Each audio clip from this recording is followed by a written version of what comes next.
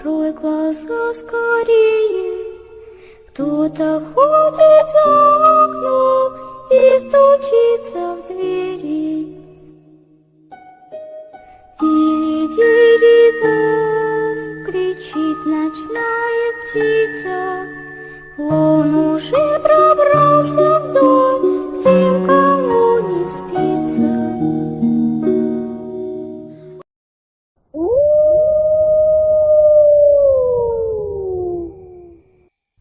Alisté mi fusil automático ligero y apunté al frente de esa aterradora manada de bestias, unas que nos impedían el paso. Si hubiera sido yo solo el que los miró esa madrugada, dirían que estaba loco, pero fue la compañía completa de infantes, aquellos que salimos comisionados de Durango, los que presenciamos aquel aterrador evento. Estos lobos aullaron al verse amenazados e inmediatamente se pararon sobre sus patas traseras y nos mostraron su afilada hilera de dientes. De no ser porque mi teniente, quien era de un pueblo indígena en Oaxaca, la historia sería otra, ya que éste abogó por nosotros y le suplicó a las bestias de que nos dejaran salir de allí. Militares encuentran a una manada de hombres lobos en Jalisco. Relato del 72 Batallón de Infantería.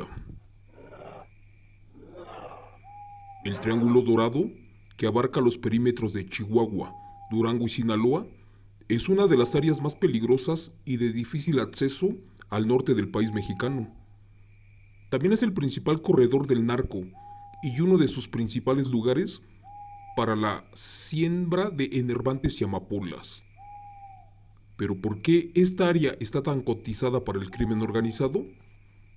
La respuesta es porque allí existe una gran concentración de energía oscura, ya que en esa zona al día de hoy suceden eventos aterradores y es el principal hábitat de las brujas, brujos, demonios y lo más increíble, de una comunidad completa de hombres lobos. Señor Chomo San Juan, buenas noches. Soy un ex militar y estuve comisionado en el 72 Batallón de Infantería, esto en el estado de Durango. Este evento que nos pasó en el año del 2005 es aterrador.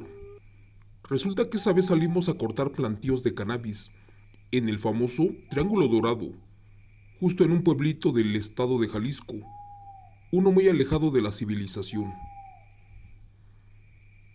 Recuerdo que salimos un día viernes por la mañana y ya por la tarde llegamos a una comunidad rural de indígenas de allí de la zona, los cuales al arribar nos miraron con angustia, asombro y odio. La verdad no supimos en ese momento por qué.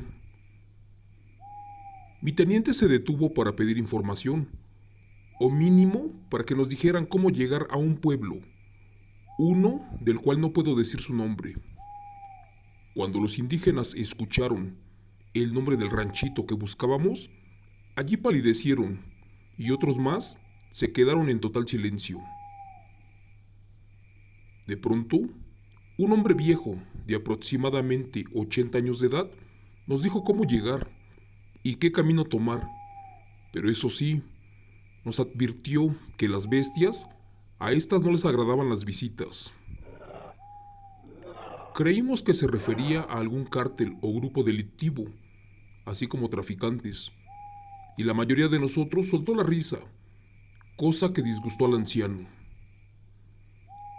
Esa tarde nos abastecimos de algunos víveres, unos que necesitábamos en aquel pueblo, ya que para llegar al punto aún nos faltaban muchas horas y unas muy pesadas.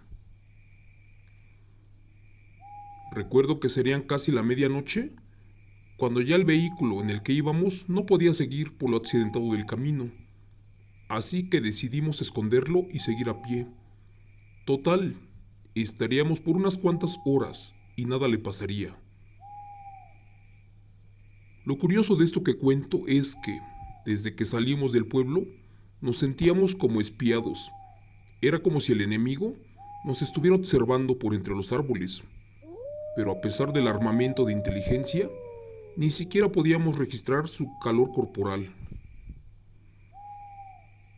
En eso miramos como unos 30 puntos rojos entre las malezas e imaginamos que eran los ojos de los coyotes o cualquier otro animal. Gracias a Dios, esa noche todo salió sin novedad. Solo al amanecer coincidimos en que se escucharon muchos aullidos como de lobo, y curiosamente amanecieron algunas vísceras y sangre como de animales, de los cuales se comieron hasta los huesos los animales carroñeros.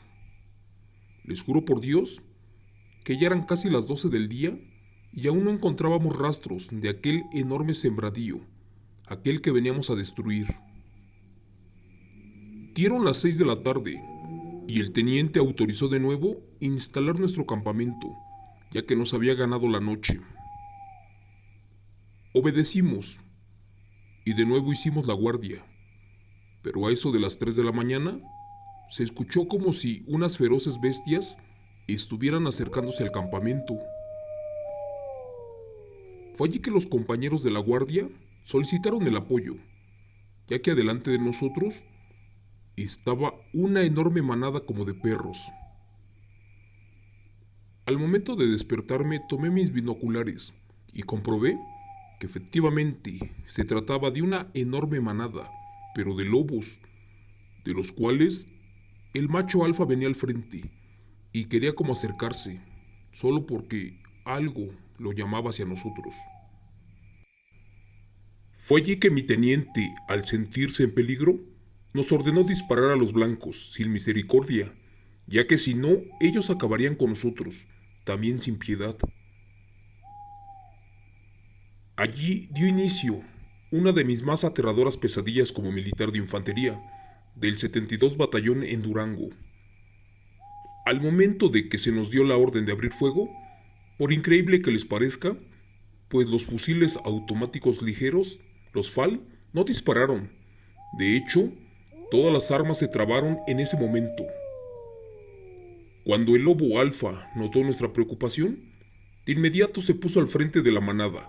Se paró en 2 patas, adoptando una posición humana, y de allí le siguió el resto del grupo.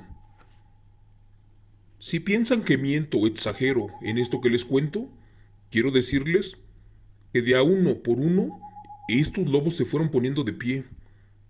El más pequeño medía como 1,5 metros, pero los más viejos posiblemente alcanzaban hasta los 2 metros de estatura. Y si creímos que estábamos soñando, cuando estos lobos se colocaron a lo ancho del empedrado camino, pues estaban como tratando de que ya no cruzáramos por allí. Dentro de mí el miedo se hizo presente y me volvió su víctima. En eso volví a disparar mi arma, pero esta de nuevo se trabó, porque no percutían ni las balas. Recuerdo que tenía como a 5 metros de distancia a estas bestias, mejor conocidas como hombres lobos, los cuales en ese momento abrieron su abominable boca y nos mostraron una impresionante hilera de afilados dientes. Mi teniente era nacido en el estado de Oaxaca. De hecho, era un hombre sin miedo, pero en ese momento, de reojo noté que estaba como hablando en un dialecto extraño con estas bestias. Para mí, esos hombres lobo. Fue en ese momento que el lobo alfa se le paró en medio e intercambiaron palabras. Después de debatir, primero el hombre lobo regresó a su manada y ahora les estaba hablando pero con voz humana, y este les ordenó no atacarnos, cosa que me hizo orinar en los pantalones. Esa manada de hombres lobo o de bestias híbridas nos hicieron correr en retirada, ya que el teniente, después de unos minutos, regresó con nosotros y de inmediato autorizó que retrocediéramos, argumentando que de no salir de allí hubiéramos corrido con mucha sangre y varios de nuestros compañeros estuvieran muertos. Nos alejamos y cuando llegamos a donde estaban los vehículos escondidos, el teniente ordenó colocar a 6 elementos como escudo para que éste pudiera decirnos con claridad qué diablos estaba pasando.